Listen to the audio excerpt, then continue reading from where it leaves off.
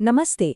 आज के इस विशेष विश्लेषण में हम इतिहास की एक ऐसी सच्ची घटना पर बात करने जा रहे हैं जो किसी भी हॉलीवुड थ्रिलर को आसानी से मात दे सकती है। अगर हम थोड़ी देर के लिए सारी भू राजनीतिक बहसों को किनारे रख दें तो 1972 के रावलपिंडी जेल ब्रेक की यह कहानी सिर्फ और सिर्फ बेमिसाल इंसानी जज्बे, हाजिर जवाबी और हार न मानने की जिद की एक रोंगटे खड़े कर देने वाली मिसाल है। बिल्कुल, ये कहानी आपको आखिर तक बांधे रखेगी। जरा सोचिए, 13 अगस्त 1972 की एक भयानक, तूफानी और भारी बारिश वाली रात है। जगह है पाकिस्तान की बेहद सुरक्षित माने जाने वाली रावलपिंडी जेल और उसका सेल नंबर 4। अचानक इतनी भारी सुरक्षा के बीच रखे गए 3 भारतीय फाइटर पायलट्स वहां से गायब हो जाते हैं। और सबसे ज्यादा चौंकाने वाली बात क्या थी? उन्होंने ना तो किसी गार्ड को रिश्वत दी, ना कोई चालाकी से चाबी चुराई और ना ही कोई खिड़की तोड़ी। तो फिर सवाल ये है कि वो 3 कैदी आखिर उस रात वहां से गायब कैसे हो गए?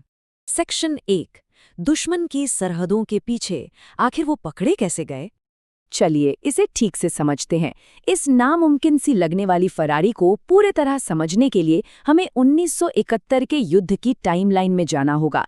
3 दिसंबर 1971 को युद्ध छिड़ता है। इसी बीच 10 दिसंबर को पायलट दिलीप पारुलकर को लाहौर के पास एक अहम रडार स्टेशन को तबाह करने का मिशन मिलता है।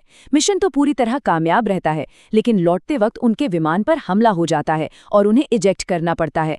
अगले ही दिन 11 दिसंबर को वो पाकिस्तानी जमीन पर उतरते हैं, जहां भारी भीड़ उन पर टूट पड़ती है और फिर पाकिस्तानी सेना उन्हें अपने कब्जे में ले लेती है। इसके कुछ ही दिनों बाद 16 दिसंबर को युद्ध एक ऐतिहासिक सरेंडर के साथ खत्म हो जाता है।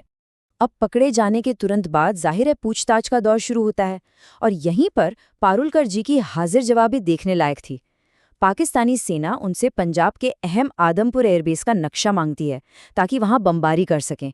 अब सीधे सीधे मना करने का मतलब था भयानक टॉर्चर। इसलिए पारुलकर जी एक बहुत ही स्मार्ट ब्लफ खेलते हैं। वो कागज पर नक्शा तो बनाते हैं, लेकिन आदमपुर का नहीं, बल्कि मुंबई के सांता क्रूज एयरपोर्ट का। सोचिए, बिना इनकार किए बस गलत जानकारी देकर उन्होंने देश के अहम ठिकानों को बचा लिया। क्या कमाल का प्रेजेंस ऑफ माइंड था। सेक्शन 2, एक नामुमकिन फरारी भागने की योजना। युद्ध तो खत्म हो चुका था, लेकिन कूटनीतिक तरीके से रिहाई होने में कई महीने या शायद साल भी लग सकते थे।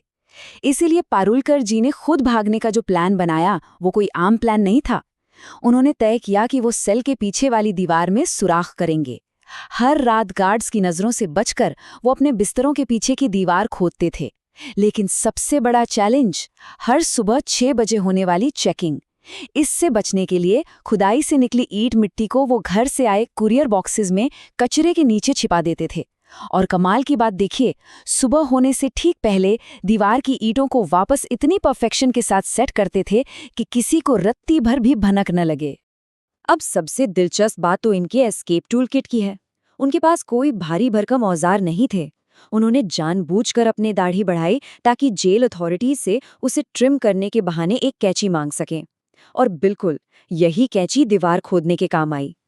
रोज के खाने के साथ मिलने वाले कांटे और चम्मच भी इसी खुदाई के लिए बचा कर रखे गए। और तो और, जेल के कमांडेंट को 1972 के म्यूनिक ओलंपिक्स देखने जाने की झूठी कहानी सुनाकर उन्होंने एक असली नक्शा भी हासिल कर लिया। जिनेवा कन्वेंशन के तहत मिलने वाले थोड़े बहुत पैसों से उन्होंने अपने आगे के सफर के लिए ड्राई फ्रूट्स भी जमा कर लिए थे। ये सब बिल्कुल गार्ड्स की नाक के नीचे हो रहा था। जब भागने का रास्ता चुनने की बारी आई तो सबसे पहला ख्याल यही आता है कि सीधे भारत के बॉर्डर की तरफ भागा जाए, है ना? लेकिन वो रास्ता भारी सुरक्षा वाला था। अथॉरिटीज को भी उसी दिशा में सबसे ज्यादा शक होता और बीच में नदियां भी पार करनी पड़ती। दिक्कत ये थी कि उनके एक साथी पायलट को तैरना नहीं आता था, इसलिए उन्होंने एक बहुत ही कैलकुलेटेड रिस्क लिया। उन्होंने तय किया कि वो अफगानिस्तान के बॉर्डर की तरफ जाएंगे। ये रास्ता एकदम अप्रत्याशित था। यहाँ कोई नदी पार करने का झंझट नहीं था और एक बार वहां पहुंचने पर पाकिस्तानी अथॉरिटीज कानूनी रूप से उन पर कुछ नहीं कर सकती थीं। सेक्शन 3, फरारी की रात।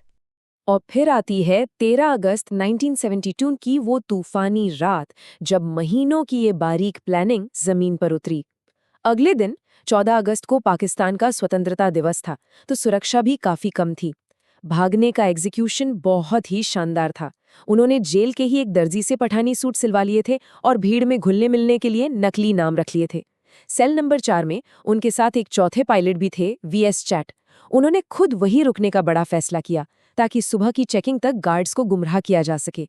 भागने वाले पायलट्स ने अपने बिस्तरों पर तकियों से डमी बॉडीज बना दी और गार्ड्स को भटकाने के लिए जानबूझकर रास्ते में एक गलत नक्शा फेंक दिया। सेक्शन 4, एक जानलेवा गलती। दीवार से निकलकर बस के जरिए खैबर पास होते हुए वो तीनों अपनी मंजिल के बेहद करीब पहुंच चुके थे। बस थोड़ा सा फासला और था। अफगानिस्तान बॉर्डर पार करने के लिए उनका आखिरी पॉइंट था लंडी खाना रेलवे स्टेशन। उन्होंने एक लोकल टैक्सी ड्राइवर से वहां चलने को कहा, लेकिन उन्हें ये बिल्कुल नहीं पता था कि लंडी खाना स्टेशन ब्रिटिश काल का था और वो 1932 में ही हमेशा के लिए बंद हो चुका था।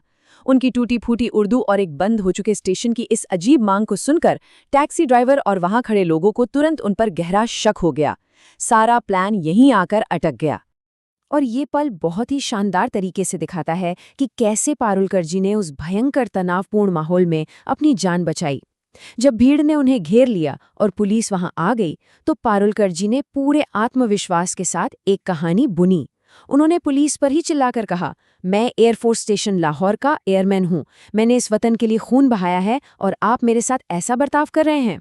उन्होंने पुलिस से जिद की कि वो तुरंत जेल के कमांडेंट उस्मान हमीद को कॉल करें।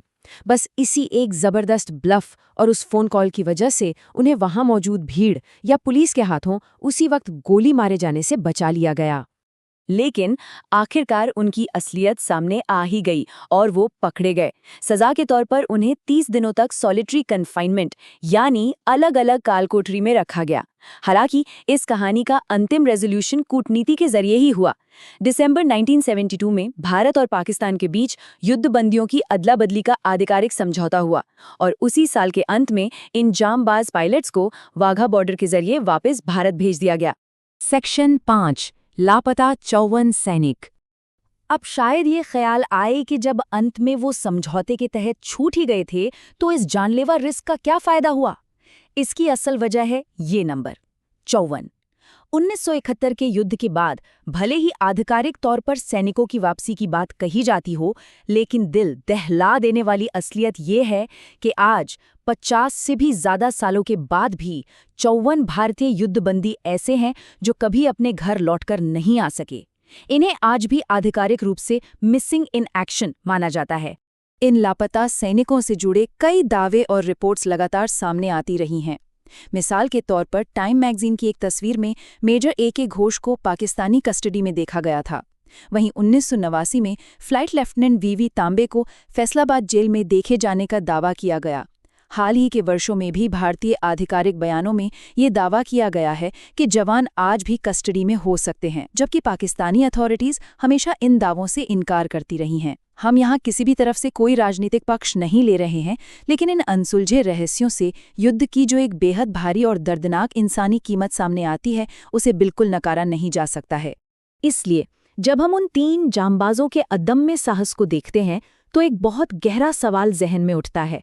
जरा सोचिए, अगर उन्होंने कूटनीति के भरोसे बैठकर वो जोखिम न उठाया होता तो क्या वो सच में सुरक्षित घर लौट पाते, या फिर वो भी इतिहास के पन्नों में हमेशा के लिए नंबर 55, 56 और 57 बनकर गुम हो जाते। ये सवाल युद्ध की उन खौफनाक अनिश्चितताओं को दिखाता है जहां इंसान का लिया गया एक एक फैसला उसकी नियति तय कर देता है। आज के इस विश्लेषण में हमारे साथ जुड़ने के लिए बहुत बहुत धन्यवाद।